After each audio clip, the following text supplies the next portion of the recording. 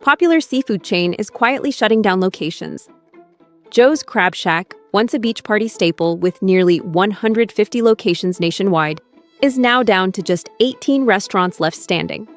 Parent company Landry's Restaurant Group has been steadily closing Joe's locations across the U.S., alongside its other seafood brands McCormick & Schmick's and Oceanair Seafood Room.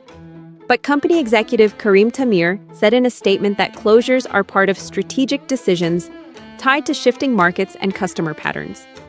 As a company with over 500-plus locations, some of which have been open for over 20 years, we make the strategic decision to close certain locations given traffic patterns and new developments, Tamir said.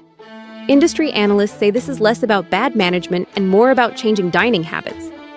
Red Lobster seems to epitomize the seafood category. Highly competitive, expensive protein, high prices, and some consumers just don't like seafood, said Darren Tristano, CEO of consulting firm Food Service Results.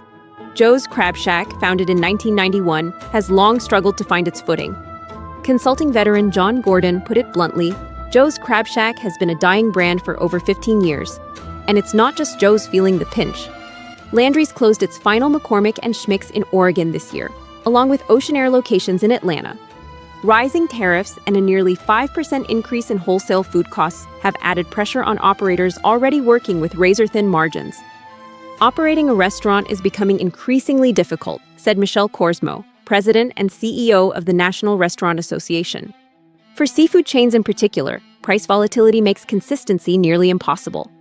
That's good news for Landry's higher-end brands like Morton's and Mastro's, even as its casual seafood spots fade out. In other words, the tide hasn't turned against seafood, just the old-school way of selling it. For Joe's Crab Shack, that might mean the party's finally over. But for Landry's, it looks more like a cleanup operation before the next big catch.